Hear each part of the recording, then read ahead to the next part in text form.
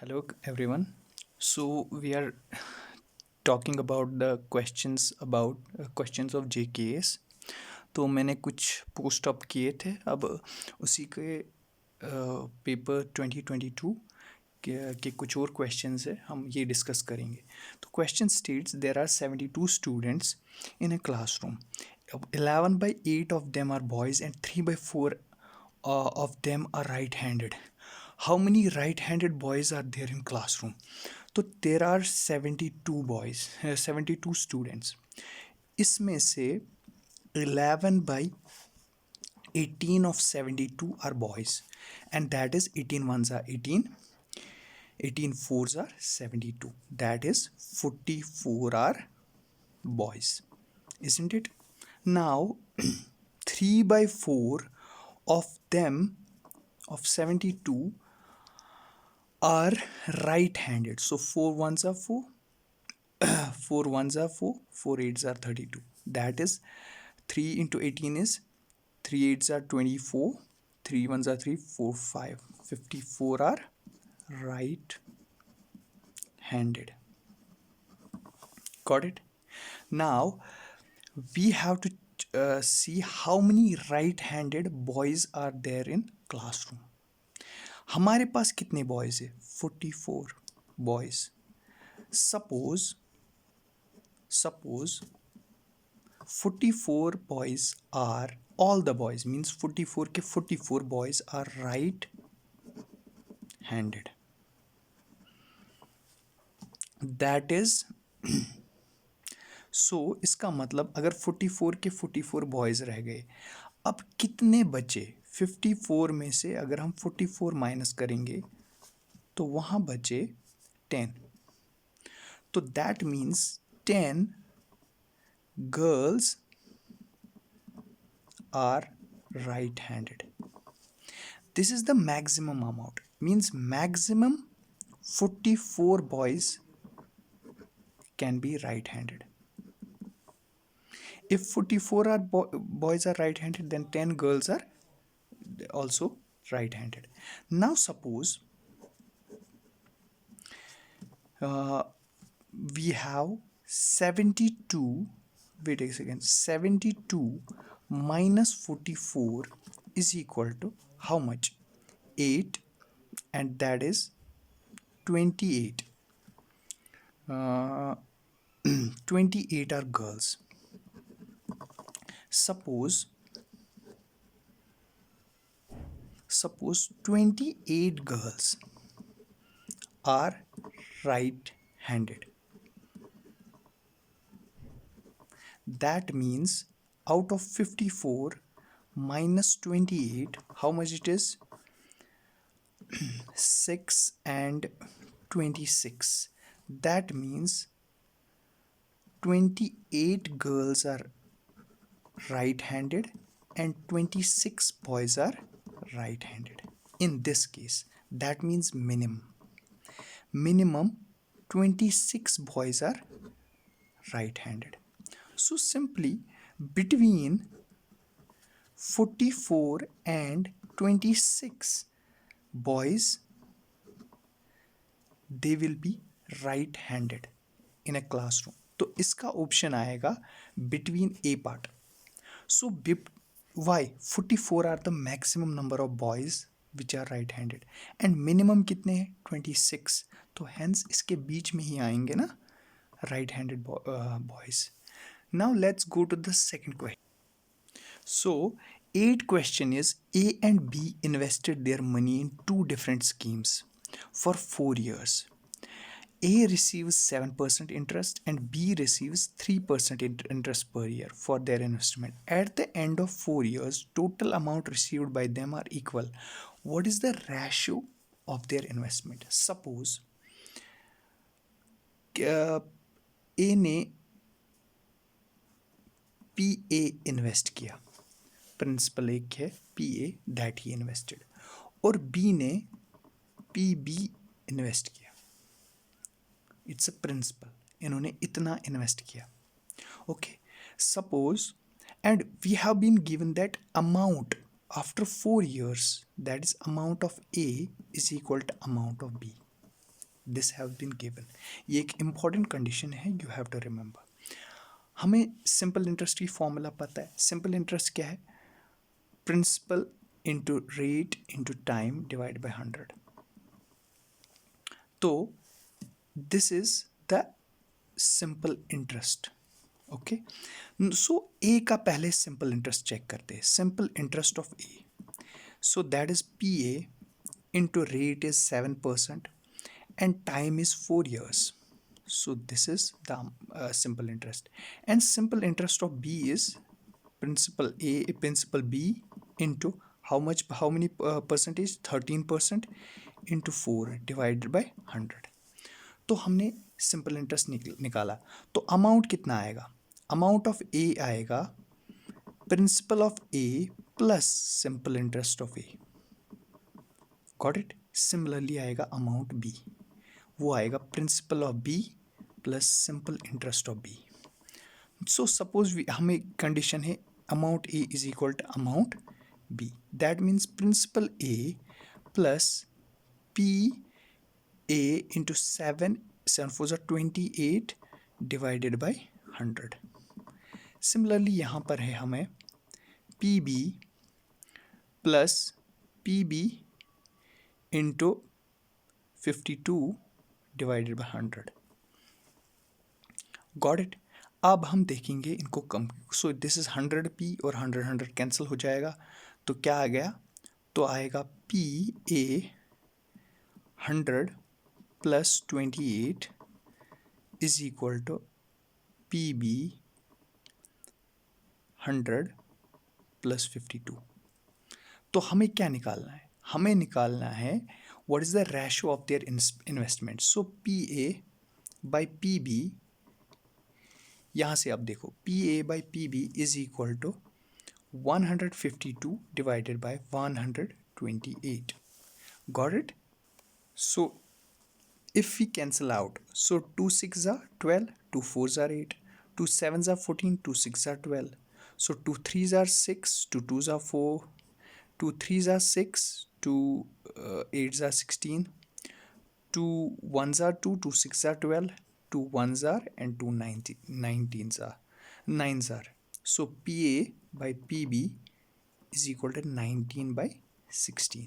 तो ऑप्शन क्या आएगा? C part. Got it? So let's go to the question number 9. In a test of a 150 questions, Vidushi answered 40% of the first 90 questions correctly. What is the percentage? What percent or the remaining questions she may answer correctly so that she can secure overall percentage? So it's a very easy question. You can do two ways. पहला way लेते हैं, way first. Way first is taking percentage. तो हमारे पास कितने हैं? 150 questions. Vishuda answered 40% of the first 90 questions correctly. What percentage of the remaining questions she must answer correctly so that she can secure overall percentage of 60। तो हमें इसकी equation form करनी है। देखो कैसे करेंगे हम फिर इक्वेशन फॉर्म। तो 40 divided by 100 of what? 90 questions आ गया। तो इसके साथ सम करेंगे हम, कोई एक्स करेंगे, सपोज कुछ एक्स परसेंट जो रिमेनिंग रहा उसका एक्स परसेंट। तो एक्स रिमेनिंग कितना रहा? 150 क्वेश्चंस में से 90 हमने लिए, तो रिमेनिंग कितना है? 150 minus 90 and that 60। Isn't it 60? तो x divide by 100 of 60।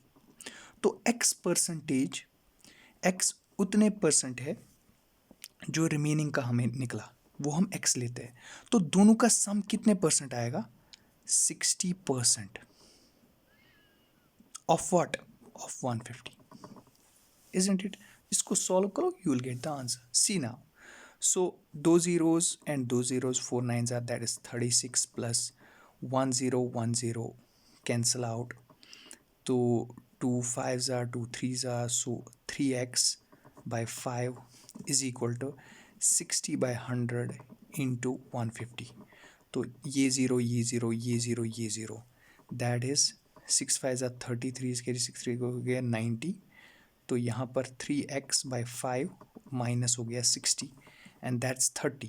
So that is 3x is equal to 30 into 5 that is 3 5s are 15, 150, and x is equal to 150 divided by 3. 3 1s are 3, 5s are 0s are. So x is equal to 50. x is equal to 50. अब हम waste second कैसे करेंगे? Waste second बहुत easy है, ये बहुत easy है. If you can make the equation that's better. तो हमें इस डेफिनेटली 60% ऑफ 40% ऑफ 90 क्वेश्चंस देखना है कितना है. तो हमें कितना चाहिए टोटल हमें चाहिए 60%. तो पहले हम चेक करेंगे 40% ऑफ 90 कितना हुआ. 40% of 90 that is 36 that we got. तो 36 हम देखेंगे टोटल 140 में से 60% कितना हुआ, and that is 6 5 30, 6 that is 90. तो टोटल हमें 90 क्वेश्चन आने चाहिए. 36 ऑलरेडी हमने किए हैं. तो जो बचे 150 में से कितना बचा, 150 जब 90 हम लेंगे तो 60 बचा. तो 60 में से हमें कितने चूज़ करने, 36 हमने ऑलरेडी किया है. अब कितना चाहिए 90 के लिए. तो 90 minus 36 is how much? 10 minus 6 is 4 and 8 minus 3 is 5, that is 54. तो 54 क्वेश्चंस मुझे अब 60 में से ठीक होने चाहिए ताकि मेरा 60% आ जाए. तो this is the percent. So this we have to solve and हमें ये आंसर मिले. सॉरी फोक्स, मुझे थोड़ा सा गलती हो गया यहाँ पर. I had to cancel out 36, तो मैंने 60 कैंसिल आउट किया. So let's do it again.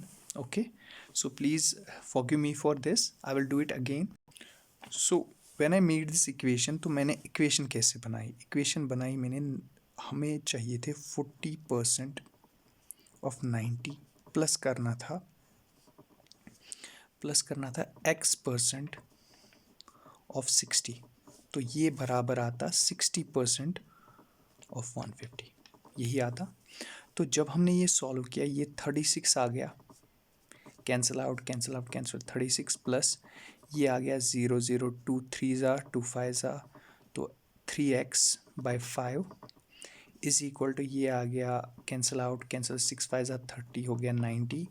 तो हमें 3x/5 निकला बराबर 90 माइनस 36, एंड 3x/5 निकला बराबर 4. 8 minus 3 is 5. So that is x कितना हुआ, x is equal to 54 into 5/3. 3 1 3 3 8 24, and that is 8 5 44 is carry, 8 1 8 or 90. So x is how much? So x is 90. that means we have 90%. हमें 90% चाहिए. सो दूसरा वे जो मैं समझा रहा था वो सिंपल था. ये पहला वे था. ये सेकंड वे है सिंपल, कि हमें पहले ये चेक करना है हमें कितने क्वेश्चंस है, 90. सो 150 में से अगर हम 90 कैंसिल आउट करेंगे तो 60 रिमेनिंग है. This is remaining. these are questions I have done and these are total. समझ आया? It's very easy. Now we know that कि 40% of 90 and that is 36. हमने 36 questions की है. अब हम पहले देखेंगे 150 का 60% क्या है, and that is 90. हमें टोटल क्वेश्चंस कितने चाहिए, टोटल क्वेश्चंस कितने होने चाहिए, 90 है कितने, 36. सो रिक्वायर्ड क्वेश्चंस कितने हैं, that is 90 minus 36, that is 54. सो 54 मगर आउट ऑफ व्हाट, 60, क्योंकि रिमेनिंग है. So these are questions you needed questions, and this is remaining questions. Got it? Into करेंगे 100. Got it? तो जब हम इसको सॉल्व करेंगे, almost you will see that is 3 2 3 6, 2 5 10. So equation यही बनी. तो इसका आंसर आएगा 90. सो 90% इज रिक्वायर्ड. कि हमें 90% of the remaining questions answer होने चाहिए, तो इसका ऑप्शन बी आएगा। सो सॉरी फोक्स अगेन, ये थोड़ा गलत हो गया, बट ये थोड़ी इक्वेशन में बैलेंस करने की वजह से गलत हो गया था। So you will take care of it. Let's move to the next. देखो हमारे पास क्वेश्चन है प्रॉफिट एंड लॉस का, बहुत ही अच्छा क्वेश्चन है। After offering a discount of 20%, a seller gains 28%। If the listing price of the product is 96,000, then what is the cost price of the food seller? देखो हमारे पास है listing price, या हम बताएंगे उसको एमआरपी।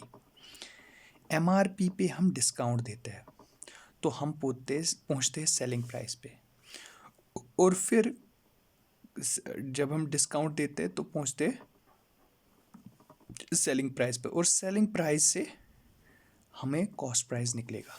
सिंपल, ये एक सीक्वेंस है एग्जाम के लिए फॉर डूइंग फास्ट। तो हमारे पास कितना है लिस्टिंग प्राइस, एमआरपी हमारे पास दिया हुआ है। तो actually how can I get SP, selling price कैसे मिलेगा? सेलिंग प्राइस मुझे सिंपली निकलेगा एमआरपी, एमआरपी एमआरपी से अगर मैं 20% कम करूं ऑफ एमआरपी, तो मुझे सेलिंग प्राइस मिलेगा। ये तो मुझे वहीं से क्वेश्चन ही बोल रहा है, क्योंकि डिस्काउंट में दे रहा हूँ, तो एमआरपी में से 20% में निकाल रहा हूँ। जब मैं एमआरपी में से 20% निकाल रहा हूँ, that is MRP minus 20% of MRP, and वो मुझे सेलिंग प्राइस देगा। तो what is MRP? MRP is 96,000। तो जब मैं इसको माइनस कर रहा हूँ, दैट मीन्स माइनस 20% ऑफ 96,000। तो ये एक्चुअली बना 20 डिवाइड बाई 100, तो 100 इधर जाएगा, 100 minus 20 is 80। Actually is 80% of 96,000, that will give me SP. समझ आ गया? तो एक्चुअली दिस इज 20 बाई 100, तो 100 इधर जाएगा, 96,000 कॉमन आएगा, तो 100 माइनस 20 इज 80, तो 80% ऑफ दिस मुझे एसपी निकलेगा। तो 80 divide by 100 into 96,000, these two zeros gone, तो अब क्या आएगा? 0, 8 zeros are 0, 8 6 are 48, 4 is carry, 8 9s are 72, 72 plus 4 is 76. So this is the selling price. मिला हमें सेलिंग प्राइस, इजी पीजी मिल गया सेलिंग प्राइस। अब कॉस्ट प्राइस कैसे निकालेंगे? देखो अगर मेरे पास सीपी कोई कॉस्ट प्राइस है, क्योंकि मुझे प्रॉफिट आ रहा है, what is the cost price of, क्योंकि गेन इज़ 20%, सो मेरा पास कितना आ रहा है? प्रॉफिट आ रहा है 28%।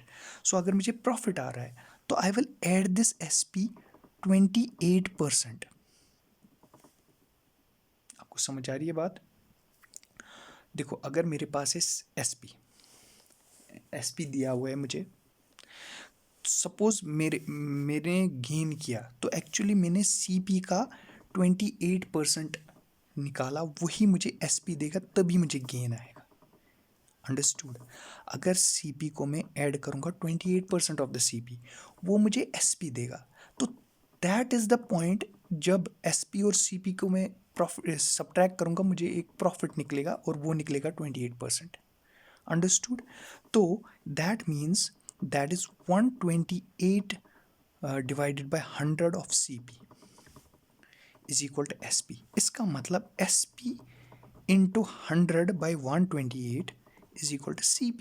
सिंपल, SP मुझे दिया हुआ है, नहीं तो अगर मुझे CP दिया होता तो CP निकालता, मगर मुझे SP दिया है, तो SP, so SP is given, that is 76,800 into 100 divided by 128, वही निकलेगा CP. Now you can check it, so here you can check here out. तो अगर मुझे इसको डिवाइड करना है, देखो this is divide by 8, this is also divide by 8, तो हम 8 से ही करेंगे, 8 या 4 से भी कर सकते हैं। तो 8 1 ज़ा 8, तो 8 तो 4, 8 6 ज़ा 48, तो 8 9 ज़ा 72, तो 4, 8 6 ज़ा 48, तो 00। सो now 4 4s are 16, now 4 2s are 8, 4 4s are 16, and that's it. Now 4 1s are 4, 4 6 are 24 and that's 600. So 600 into 100 is equal to CP, that is 600 000, that's 60,000 is the CP. Done. Easy. Just list it. Market price से हम जाते हैं discount पर. हम marks price के market price पे हम discount देते हैं तो हम एसपी पे पहुंचते हैं. तो हम एसपी कैसे निकालेंगे? जब हमारे पास सीपी होगा और उसको हम रेज करेंगे 28% ऑफ सीपी तो हमें एसपी मिलेगा. और जब हम एसपी और सीपी जब हम मिलेगा दैट मीन्स कि हमें प्रॉफिट है. अगर लॉस होता तो यहाँ पर माइनस करना पड़ता. तो ये मैंने क्यों किया? क्योंकि कभी कभी you don't remember the equation 100/128. मैंने इसीलिए किया क्योंकि ये डायरेक्टली ये वाली इक्वेशन हम यूज़ कर सकते हैं, this equation, and you will get the answer. कभी कभी याद नहीं रहता है so you can use this. So हमारा आंसर आ गया 60,000. So thank you, keep learning, take care.